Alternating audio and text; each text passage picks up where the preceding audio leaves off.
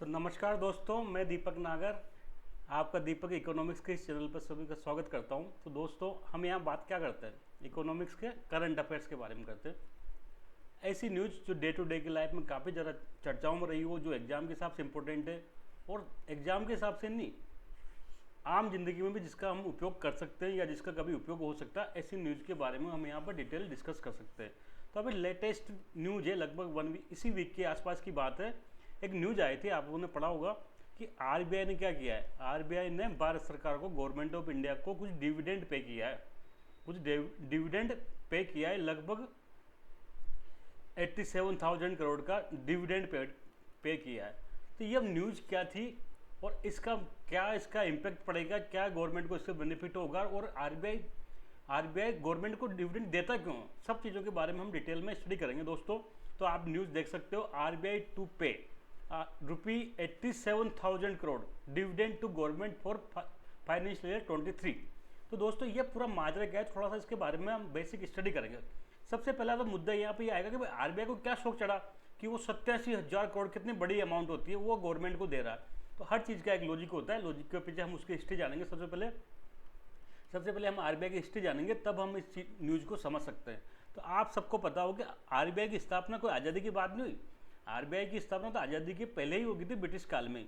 Basically अंग्रेजों ने, Britishers ने 1926 में एक कमीशन बिठाया था, हिल्टन यंग कमीशन। ये काफ़ी न्यूज़ में रहता है कि ये काफ़ी इंपॉर्टेंट चीज़ है। हिल्टन यंग कमीशन कई बार एग्जाम में पूछा जाता है। तो कि आरबीआई की स्थापना कौन सी कमीशन की रिकमेंडेशन पर की गई थी। तो इस हिल्टन यंग कमीशन ने रिकमेंड किया था कि देश में एक सेंट्रल बैंक होना चाहिए जो पूरे इंडिया के बैंकिंग सेक्टर को रेगुलेट करे, साथ में करेंसी वगैरह की प्रिंटिंग वगैरह करे। तो इसी के आधार पर एक पार्लियामेंट ने एक एक्ट पास किया था, आरबीआई एक्ट 1934। इस पार्लियामेंट के आरबीआई एक्ट 1934 के तहत 1 अप्रैल 1935 को आरबीआई क्या आया, आरबीआई अस्तित्व में आया। तो आरबीआई की स्थापना तो कोई आज की नहीं है, आरबीआई की स्थापना तो 1935 में हो चुकी थी। परंतु आप सब लोग जानते हो कि ब्रिटिश काल का जो था सिस्टम, वो क्या उद्देश्य था। ब्रिटिशर्स का एक ही उद्देश्य था कि भारत से का शोषण करना, यहाँ से पैसे ज़्यादा ब्रिटेन में ले जाना। तो जाहिर सी बात है, कोई संस्था बनेगी तो उसके लिए पैसा चाहिए, नेशनल कैपिटल चाहिए। तो ये कैपिटल ब्रिटिश तो देंगे नहीं। तो बेसिकली आरबीआई की जो शुरुआत हुई थी ना, उस पर 5 करोड़ रुपये की राशि से हुई थी। मतलब स्टार्टिंग में बिल्डिंग बनानी पड़ेगी, ऑफिस में एम्प्लॉय भर्ती करने पड़ेंगे, बहुत सारा खर्चा होगा। तो इसके लिए 5 करोड़ रुपए की आवश्यकता गवर्नमेंट को उस टाइम लगी। तो ये 5 करोड़ रुपए की गवर्नमेंट ने शेयर जारी किए, 5 लाख शेयर जारी किए, 5 लाख शेयर जारी किए 100 रुपए के।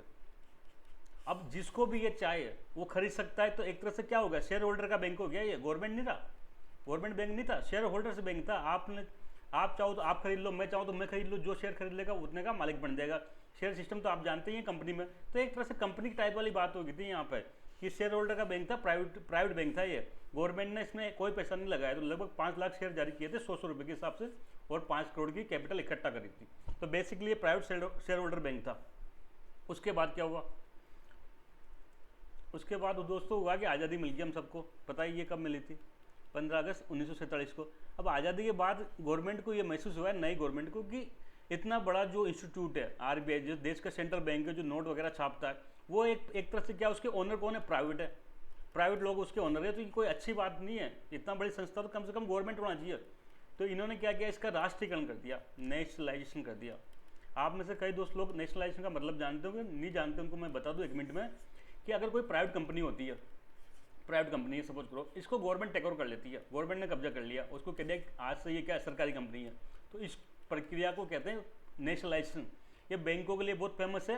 इंदिरा गांधी जी ने 1969 में बैंकों को राष्ट्रीयकरण किया था। इसका सिंपल मतलब था, कुछ प्राइवेट बैंक चल रहे थे, उनको गवर्नमेंट ने अपने कब्जे में लेकर कह दिया कि आज से ये सरकारी बैंक होंगे। तो ये प्रक्रिया निजीकरण के जस्ट उल्टा है, जो कहते हैं ना प्राइवेटाइजेशन। तो प्राइवेटाइजेशन के उल्टा होता है नेशनलाइजेशन। तो यहाँ तक आप समझ गए। तो 1 जनवरी 2019 को, 1 जनवरी 1949 को बेसिकली क्या कर दिया, इसका नेशनलाइजेशन कर दिया और ये गवर्नमेंट बैंक बन गया। तो अब बताओ उसके 100% ओनर कौन है, 100% ओनर कौन है, मुझे तो इतना बता दो। तो 100% ओनर गवर्नमेंट ने इसका टेक ओवर कर लिया। ऐसा नहीं कि फ्री में किया था, जितने भी शेयर होल्डर थे सबको कहीं ना कहीं गवर्नमेंट ने भरपाई की थी, पैसे दिए थे। तो इसकी 100% ओनर कौन होगी, गवर्नमेंट होगी, गवर्नमेंट ऑफ इंडिया होगी, भारत सरकार होगी। अब जाहिर सी बात है, ये गवर्नमेंट ऑफ इंडिया है, नीचे ये क्या, रिजर्व बैंक ऑफ इंडिया है। अब 100% ओनर कौन है इसका, गवर्नमेंट ऑफ इंडिया। अब ये आरबीआई कोई प्रॉफिट कमाएगा तो प्रॉफिट का कुछ हिस्सा इसको देगा नहीं देगा। अभी प्राइवेट कंपनियों में क्या होता है, सपोज करो ये शेयर होल्डर होते हैं, रिलायंस है, रिलायंस ने प्रॉफिट कमाता है तो पर शेयर डिविडेंड देता है। तो यही बात है, यहाँ भी यही सिस्टम चलेगा। आरबीआई का ओनर 100%, तो आरबीआई अगर कुछ प्रॉफिट कमाएगा तो अपने प्रॉफिट में से क्या करेगा, डिविडेंड के रूप में प्रॉफिट का कुछ हिस्सा भारत सरकार को देगा, हर साल देता है। ऐसे ही जैसे कि अभी स्टेट बैंक ऑफ इंडिया है, ये भी सरकारी है, तो स्टेट बैंक ऑफ इंडिया भी हर साल क्या करता है, गवर्नमेंट ऑफ इंडिया को अपने जो प्रॉफिट कमाता है उसका कुछ हिस्सा गवर्नमेंट ऑफ इंडिया को डिविडेंड के रूप में देता है। और भी सारी सरकारी कंपनियां जितनी भी है, गेल, बेल, सेल, ओएनजीसी, बीपीसीएल है, जितनी भी कंपनी गवर्नमेंट की, सारी कंपनी डिविडेंड के रूप में देते हैं। तो यहाँ तक तो हम ये लॉजिक समझ गए कि आरबीआई हर साल क्या करता है, उसको डिविडेंड देता है। अब ये डिविडेंड कितना हो, ये डिविडेंड कितना होगा, ये डिविडेंड कितना हो, बेसिकली आरबीआई का सेंट्रल बोर्ड डिसाइड करता है। आरबीआई कौन करता है, सेंट्रल बोर्ड डिसाइड करता है। आरबीआई का सेंट्रल बोर्ड आपको पता होना चाहिए 21 मेंबर होते हैं इसमें, जिसमें आरबीआई का गवर्नर, 4 डिप्टी गवर्नर, कुछ गवर्नमेंट, 2 गवर्नमेंट ऑफ इंडिया के रिप्रेजेंटेटिव होते हैं, 10 एक्सपर्ट होते हैं, इकोनॉमिक्स के या फाइनेंस के एक्सपर्ट लोग होते हैं। ऐसे ही आरबीआई का सेंट्रल बोर्ड होता है, सर्वोच्च टॉप बॉडी होती है जो डिसीजन मेकिंग होती है। ये डिसाइड करते हैं कि भाई हमको इसको कितना डिविडेंड गवर्नमेंट को देना है। तो इस साल इन्होंने डिसाइड किया कि 87,000 करोड़ रुपये देना है। लास्ट ईयर लगभग 30,000 करोड़ के आसपास दिया गया था दोस्तों, तो ये ट्रिपल जंप है। तो एक तरह से क्या गवर्नमेंट के मजा आएगा, गवर्नमेंट के एक तरह से क्या फ्री का पैसा आ रहा है, तो गवर्नमेंट के मजा आएगा नहीं आएगा। अब आप लोगों में से कईयों की एक शंका होगी क्या कि सर ये आरबीआई तो एक गवर्नमेंट कंपनी टाइप है, गवर्नमेंट संस्था ही है, बेसिकली गवर्नमेंट की संस्था ही है, तो इसको प्रॉफिट कहाँ से होता है, ये प्रॉफिट कैसे कमाता है। तो सुन लो बात। सबसे पहले तो आप लोगों ने पढ़ा होगा कि RBI is the custodian of forex, विदेशी मुद्रा भंडार का कस्टोडियन होता है, जिसमें कई सारी चीज़ें होती है। फॉरेन करेंसी एसेट, सपोज करो ये डॉलर है, तो ऐसे आरबीआई के पास कई सारी चीज़ें होती है। फॉरेन करेंसी एसेट में डॉलर होता है, पौंड होता है। तो ये डॉलर पौंड ऐसा नहीं रखते, ये उन संस्थाओं के बॉन्ड खरीद के रखते हैं।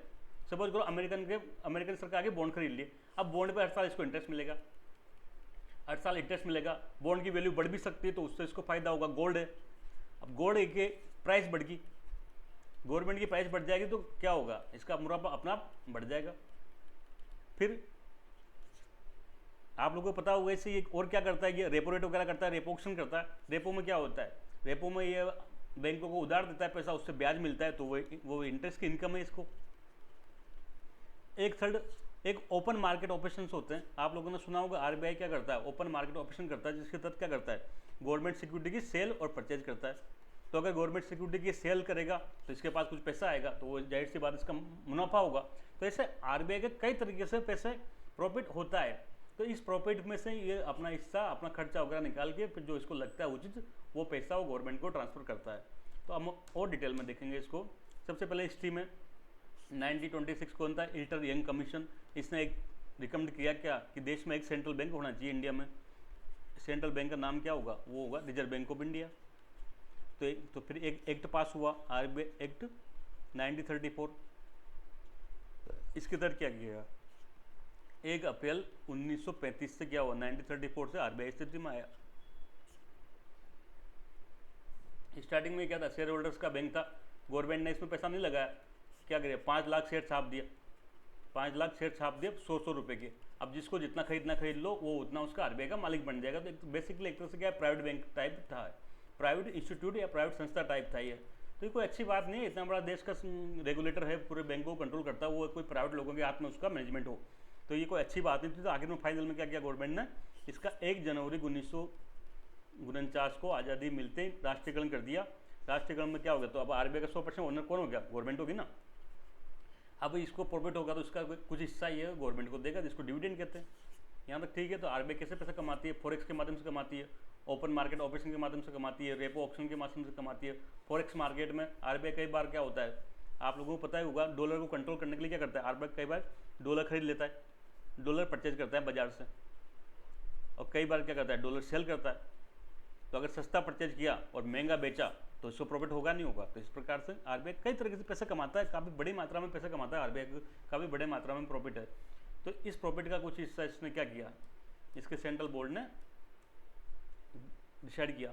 तो अब 2021-22 में दोस्तों ओनली 30,000 करोड़ रुपए ये डिविडेंड दिए थे, लेकिन इस साल जो अभी साल खत्म हो चुका है 2022-23, उसमें इन्होंने डिसाइड किया है इसके सेंट्रल बोर्ड ने कि 87,000 करोड़ रुपए हम डिविडेंड देंगे। तो एक तो दोस्तों ये डेटा याद रखना, ये फिगर जो लोग बैंकिंग की तैयारी कर रहे हैं, बैंकिंग की प्रिपरेशन कर रहे हैं, उनके एग्जाम में सीधा पूछा जा सकता है कि फाइनेंशियल ईयर 2022-23 में आरबीआई द्वारा भारत सरकार को कितना डिविडेंड दिया जा रहा है। तो 87,416 लास्ट साल की तुलना में क्या है, ये 3 टाइम में, मतलब 3 गुना के आसपास है। 30,000 से देखो 87,000, तो गवर्नमेंट के मजा आया नहीं आया बताओ? फोकट का पैसा आ रहा है एक तरह से 90,000 रुपये।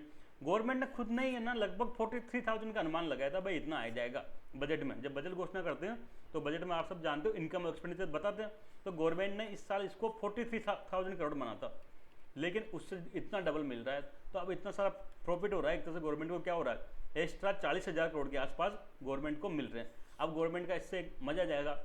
एक तो क्या कर सकते हैं, गवर्नमेंट का जो घाटा होता है फिस्कल डेफिसिट, वो इसको कंट्रोल कर सकती है, घाटे को कम कर सकती है, या गवर्नमेंट चाहे तो इससे कोई योजना चला सकती है, कोई दीनदयाल जी के नाम पे, कोई अटल बिहारी के नाम पे कोई नई योजना चला सकती है, जिससे क्या होगा, अभी नए चुनाव आने वाले हैं मई में, तो उससे बोर्ड का फायदा मिल सकता है। तो ये गवर्नमेंट की इच्छा है वो इस पैसे का क्या करे। तो दोस्तों आज के लिए इतना ही, जल्द मिलेंगे नए नेक्स्ट टॉपिक के साथ में, तब तक के लिए थैंक यू, जय हिंद।